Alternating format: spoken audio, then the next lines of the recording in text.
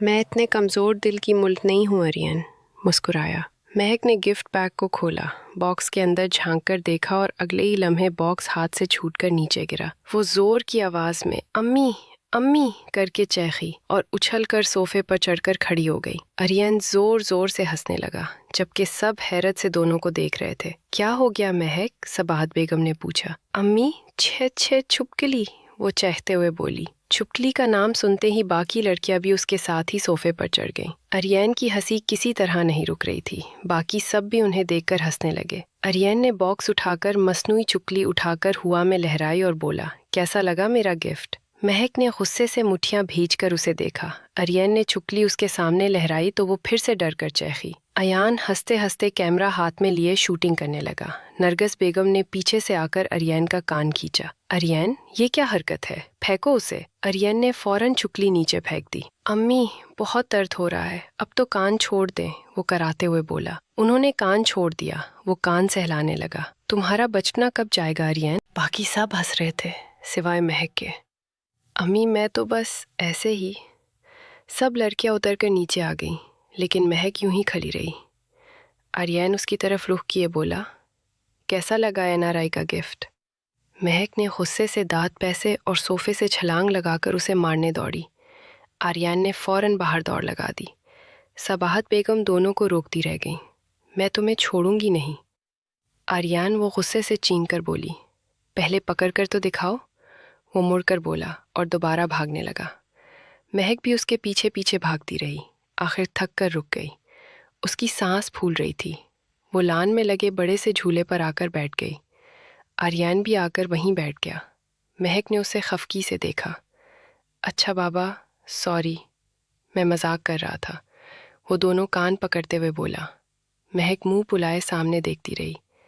अच्छा, ये लो तुम्हारा गिफ्ट। उसने छोटा सा बॉक्स उसकी तरफ बढ़ाया। मुझे नहीं चाहिए कोई गिफ्ट विफ्ट, वो मुंह फेर कर बोली। मैं तो बस मजाक कर रहा था। तुम्हें याद है बचपन में मैं तुम्हें ऐसे ही डराता था, और एक बार पापा ने तुम्हारी शिकायत पर मुझे बहुत मारा भी था। वो गुस्से से उसे देखने लगी तो वो चुप हो गया। ओके बाबा, उठी तो बोल रहा हूँ ना, आइंदा ऐसा नहीं होगा, प्रॉमिस। वो उसकी तरफ देखकर बोली। आर्यन ने पलकें झपकाई। प्रॉमिस। महक ने सुकून का सांस लिया और उसके हाथ से फिट बॉक्स ले लिया। उसमें एक खूबसूरत और कीमती ब्रेसलेट था। महक के मुंह से बेअख्तियार वाओ निकला। आर्यन मुस्कुराया। कैसा लगा मेरा गिफ्ट? महक उसकी जानिब देखकर बोली, बहुत खूबसूरत है। और वो चिपकली।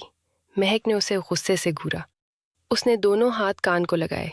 महक को हंसी आ गई। महक, आर्यन भाई, अगर आप दोनों की जंगे अजीम ख़त्म हो गई हो तो अंदर आ जाए, अम्मी बुला रही है। हानिया ने दूर से ही आवाज़ लगाई और वापस चली गई। वो दोनों भी उठकर अंदर चल दिए। अफ, कोई इतना हैंडसम कैसे लग सकता है? वो आईने में अपने अक्स को देखते हुए बोला। ब्लीफ जेंट्स पर पतली सी शिफो की वाइट शर्ट पहने, ऊपर के 2 बटन खुले थे। ब्राउन बालों को जेल लगाकर सेट किया था। एक हाथ में ब्लैक कीमती घड़ी, दूसरे में 5-6 अलग अलग किस्म के बैंड्स बंधे हुए थे। ड्रेसिंग टेबल पर रखे कई सारे परफ्यूम में से एक बोतल उठाकर ढेर सारा स्प्रे किया, शर्ट की कॉलर ठीक की और 2 उंगलियों से होठों को छूकर अपने आईने में पड़ते अक्स को फ्लाइंग कैस किया। Love you Aryan. मेज से मोबाइल और चाबियां उठाकर जेब में डाली और ग्लासेस शर्ट की जेब में लटकाए बाहर आ गया। Good morning dad. अपने मखसूस स्टाइल से वो सीढ़ियाँ उतरते हुए डाइनिंग टेबल के पास आ गया। मुलिक साहब नाश्ता से फारिग होकर अखबार पढ़ने में मसरूफ़ थे। वो खड़े खड़े ही ब्रेड स्लाइस पर मक्खन लगाने लगा। गुड मॉर्निंग मुलिक साहब ने धीमे से जवाब दिया। अखबार टेबल पर रखकर उसे बगौर देखा, फिर बोले, कहाँ की तैयारी है? संडे है डैड, वो मुस्कुराते हुए बोला। कब तक ये सब हरकतें करते रहोगे आर्यन? अब तो ज़रा सीरियस हो जाओ, बच्चे नहीं हो तुम, वो संजीदगी से बोले। डैड आपके लिए तो बच्चा ही हूँ ना, और मैं चाहे कैसा भी हूँ, मैंने कभी काम के मामले में आपको डिसअपॉइंटेड किया है क्या? लेकिन मैं अपना लाइफस्टाइल तो चेंजिंग नहीं कर सकता ना। डैड मुलिक साहब खामोश हो गए। वाकई जब से उसने उनका बिजनेस ज्वाइन किया था, अपनी मेहनत और काबिलियत से उसे मज़ीद ऊंचाई तक ले आया था। अब मुलिक साहब बहुत कम ऑफिस जाते थे, सारा काम वो ही संभाल रहा था और वो पूरी संजीदगी से काम करता था। लेकिन अब भी जब कभी वक्त मिलता, देर रात तक दोस्तों के साथ घूमना, पार्टी करना, बाहर खाना उसके मामूल में शामिल था। मलिक साहब कुछ देर खामोश रहे, फिर कुछ याद आने पर बोले, ये जो तुम उन नए लड़कों के साथ इतना पैसा इन्वेस्ट करने का सोच रहे हो है ना, वो मुझे बिल्कुल ठीक नहीं लग रहा आर्यन। उन्हें कोई तजर्बा नहीं है। ऐसी जगह अपना पैसा लगाना सरासर बेवकूफ़ी है। वो पानी पीकर उनकी जानिब मुतवज्जे हुआ। डैड, मैं जो कर रहा हूँ ना बहुत सोच समझ के कर रहा हूँ। उनके पास तजुर्बा नहीं है लेकिन टैलेंट है। हमें कोई लॉस नहीं होगा, बल्कि उनके नए आइडियाज़ बहुत काम आएंगे। और फिर वो एक नहीं है, 3 है, और मैं अकेला 100 के बराबर। तो सोचिए, जब कल 103 दिमाग मिलकर कुछ करेंगे तो फ़ायदा होगा कि नुकसान? मलिक साहब के चेहरे पर मुस्कुराहट आ गई। वो बातें ही ऐसी करता था। उसने आंखों पर ब्लैक ग्लासेस लगाए और बोला, और आप फिक्र क्यों कर रहे हैं डैड? आपका लख्ते जिगर नूरे नज़र है ना सब संभालने के लिए। आप तो बस यहाँ बैठकर चल कीजिए और देखते जाए द ग्रेट आर्यन मलिक के कारनामे। वो सीने पर हाथ रखकर बोला। मलिक साहब की मुस्कुराहट गहरी हो गई। आर्यन ने फ्रूट की टोकरी से एक अंगूर उठाकर उनके मुंह में डाला और उनके गाल पर ऐसे प्यार किया जैसे वो उसके वालिद नहीं 2 साल के बच्चे हों। ओके डैड, मैं चलता हूँ, रात को लेट आऊँगा, आप वेट मत करना। वो कहते ही आगे बढ़ने लगा। मलिक साहब ने उसे रोका और उठकर उसके पास आए। उसने लब भींचे और मुड़कर देखा। उन्होंने संजीदगी से कहा, किस खुशी में रात को लेट आऊँगे? उसने दूसरी तरफ देखते हुए बालों में हाथ फेरा और मुस्कुरा बोला, कुछ नहीं डैड, वो नया बिजनेस शुरू करना है ना, तो सोचा खुशी में एक छोटी सी पार्टी ट्रीट दे दूं। मलिक साहब ने दोनों हाथ बांधते हुए कहा, आर्यन, तुम्हें कितनी बार कहा है कि ये सारे शौक इंसान को गलत रास्ते पर ले जाते हैं तुम। वो उनकी बात काटते हुए बोला, डैड, आप ये भी तो कहते हो ना कि अगर हम मजबूत हों तो कोई भी गलत चीज़ हमें अपनी जानिब नहीं खींच सकती। और आपका बेटा बहुत मजबूत है डैड, प्रॉमिस। कभी कोई ऐसा काम नहीं करूँगा जिससे आपको शर्मिंदा होना पड़े। मलिक साहब ने संजीदगी से कहा, जानता हूँ, लेकिन उन्होंने कुछ कहना चाहा, लेकिन आर्यन फ़ौरन बोला, प्लीज़ डैड, मैं ऑलरेडी बहुत लेट हो रहा हूँ, हम बाद में बात करें। My sweet dad, I love you, bye bye bye.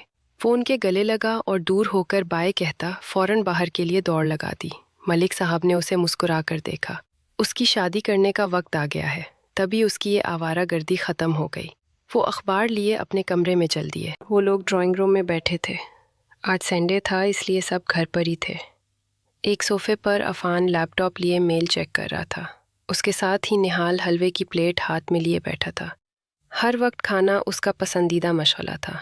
दूसरे सोफे पर आर्यन लेटा था। अयान, अदनान, बाकी सब लड़कियों के साथ ज़मीन पर बैठे थे और महक को मिले सबके तोहफे खोलने में मसरूफ़ थे। हानिया, मदीहा, मायरा और हया लूडो खेल रहे थे।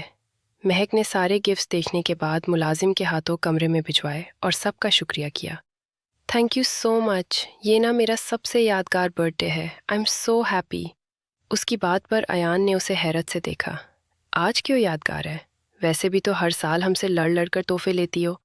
अदनान, जो उसके साथ ही बैठा था, मुस्कुराकर बोला, इस बार मेरे आर्यन भाई भी है ना, इसलिए ये बर्थडे स्पेशल है ना महक? महक ने उसे घूर कर देखा और पास रखा कैशन उठाकर फेंका। अदनान नीचे झुककर बच गया और कैशन सोफे पर आर्यन के मुंह पर पड़ा। महक जुबान दांतों में दबाई। आर्यन ने मुस्कुराकर कैशन सर के नीचे रख लिया। उनकी फैमिली इतनी बड़ी थी कि सब साथ में जमा हो तो महफिल लग जाती। आज का अपने बर्थडे पर मैं सबको अपने हाथों से बना केक खिलाऊंगी, महक ने खुशी से कहा। तो सबकी आंखें बड़ी होकर उस पर ठहर गईं, जबकि निहाल का चमचा मुंह तक पहुंचने से पहले ही छूटकर जमीन पर गिर गया।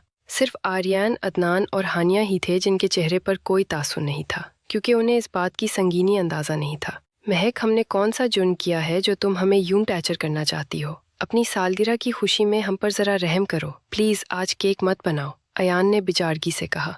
महक का मुंह बन गया। क्या मैं इतना बुरा केक बनाती हूँ जो तुम सबको टैचर लगे? वो गुस्से से बोली। जवाब निहाल ने दिया।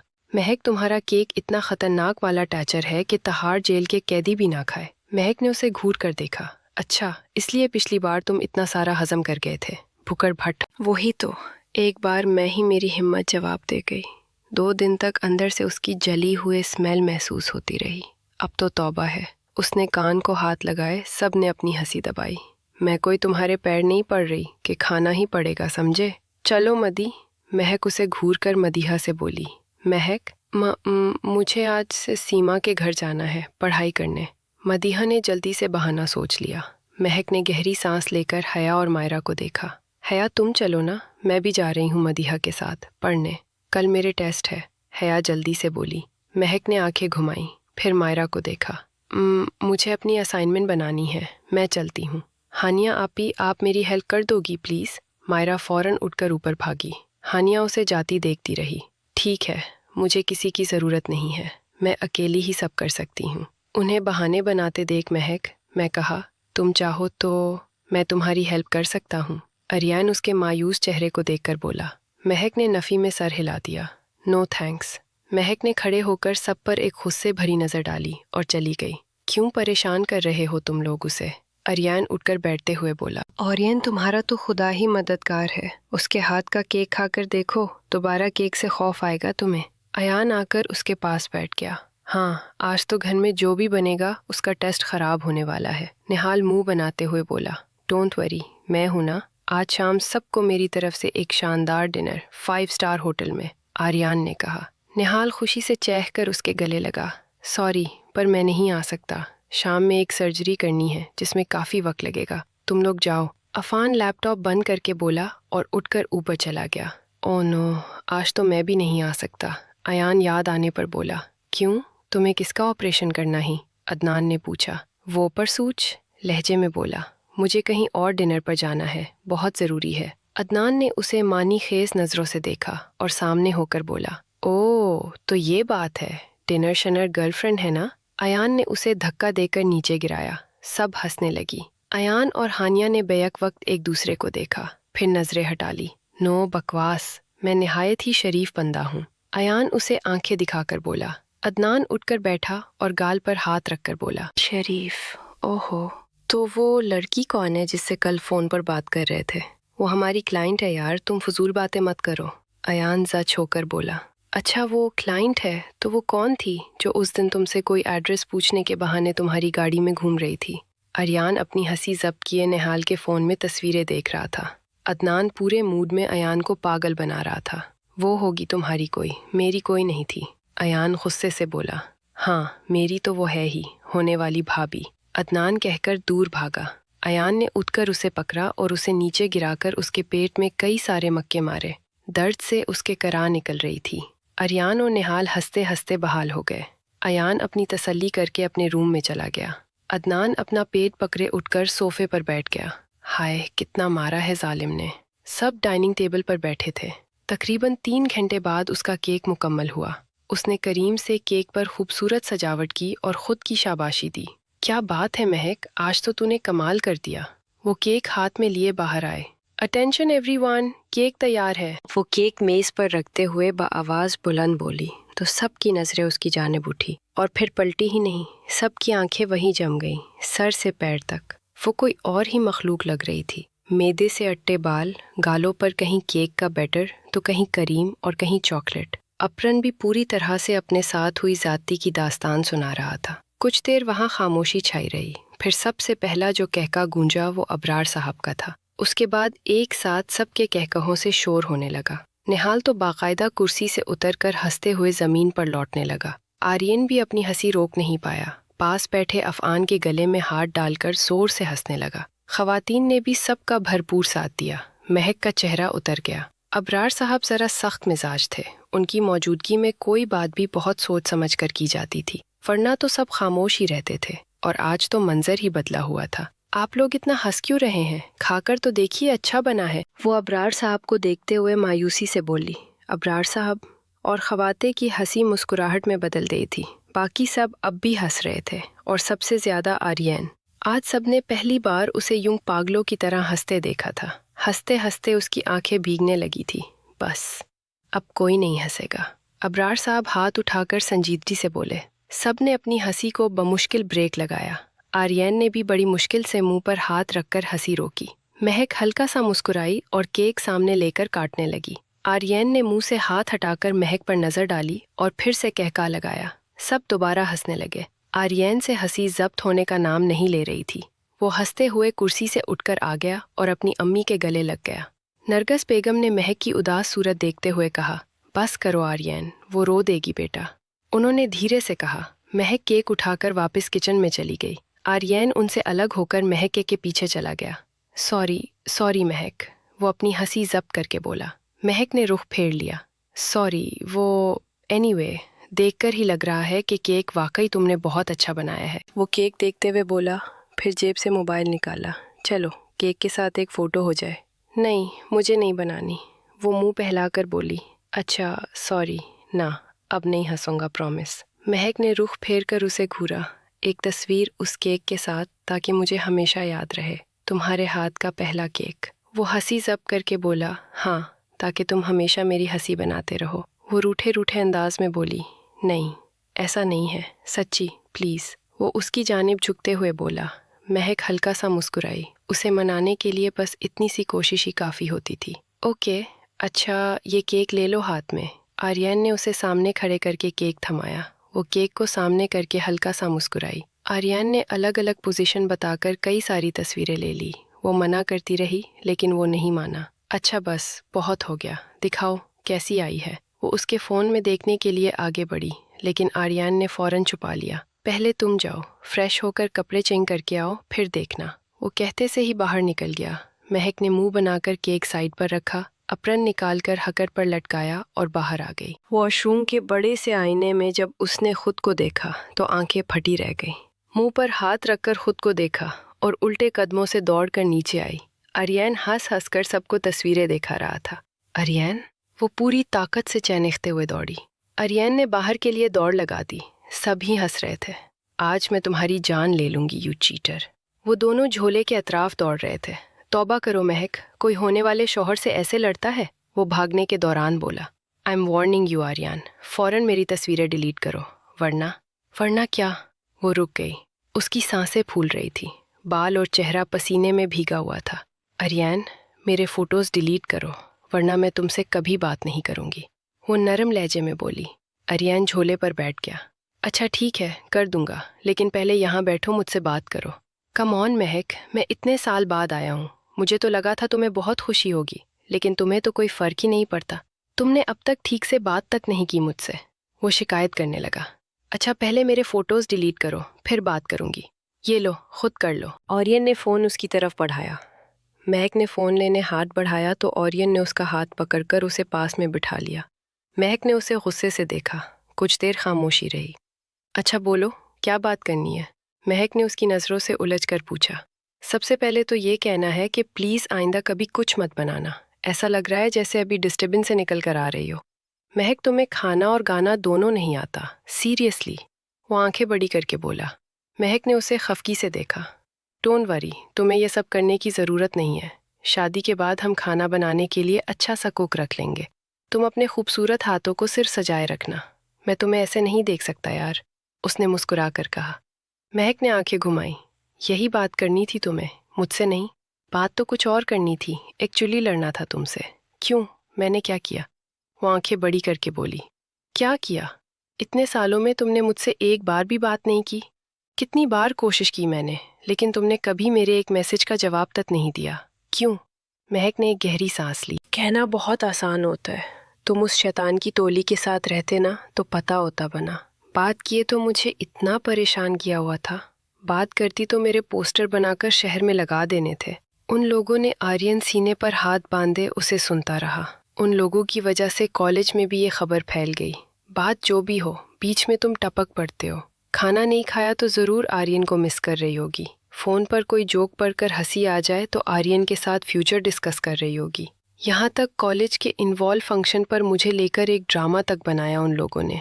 और ड्रामे का नाम पता है क्या था? परदेस में है मेरे प्यार। आर्यन ने कहका लगाया। ये तो कुछ भी नहीं, मेरे टीचर्स भी सब जानते हैं। मुझे कितनी शर्म आती है जब वो तुम्हारे बारे में कुछ पूछते हैं। तुम ही बताओ, मैं कैसे बात करती तुमसे? वो बोलती ही गई और आर्यन सुनता रहा। तुम बिल्कुल नहीं बदली महक, आज भी वैसी ही हो। कैसी? वो चेहरे पर आते बालों कान के पीछे करते हुए बोली। नॉन स्टॉप बतौनी, थोड़ी जिद्दी, थोड़ी पागल। हाँ, एक बात है।